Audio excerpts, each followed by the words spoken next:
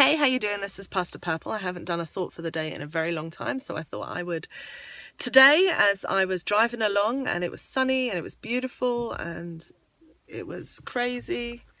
I thought I would do a quick cast for you because there were a couple of thoughts that came to me.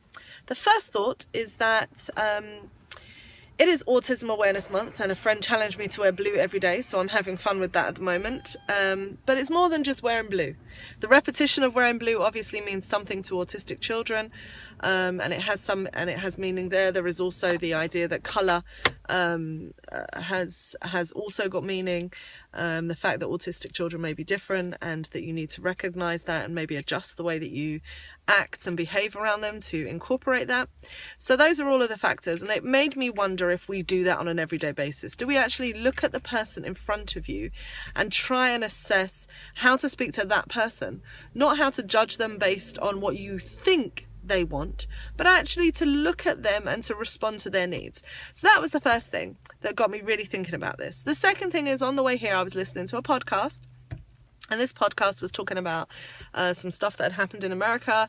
It was talking about how Mike Pence had made a comment that he lives by the Billy Graham rule, which is that, you can't be alone with the opposite sex ever, lest anything be taken untoward, or you're cast in bad lights, or something bad happens, or whatever. So this was his rule, and that's what he stuck to, and he has a right or a choice to stick to that rule.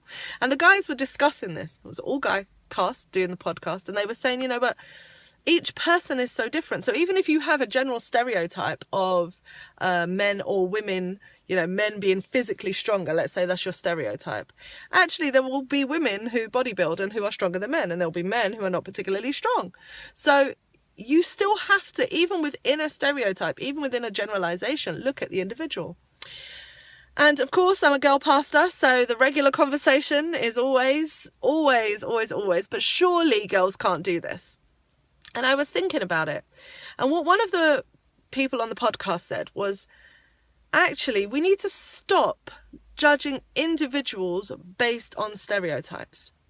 And I thought about autism, and I thought about Mike Pence's statement, and I thought about gender stereotyping, and I thought maybe that is the problem, that we judge an individual based on what we think they should do, not what God has placed in them.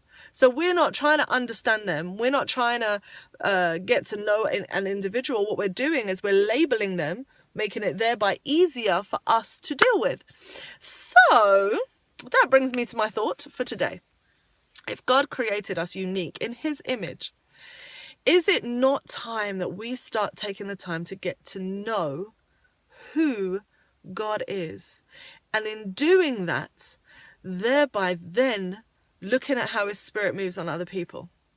I just wonder, would that shape or change the way we interact with one another? Would we be less judgmental? Would we be less inclined to say that you can't do that because you're a boy? Boys don't cry. Boys, you aren't supposed to feel pain. That your response to any kind of hurt should be anger, and that's the only emotion you're allowed. Would we stop doing that to little boys if we actually looked at the child? I don't know, but that's my thought for today.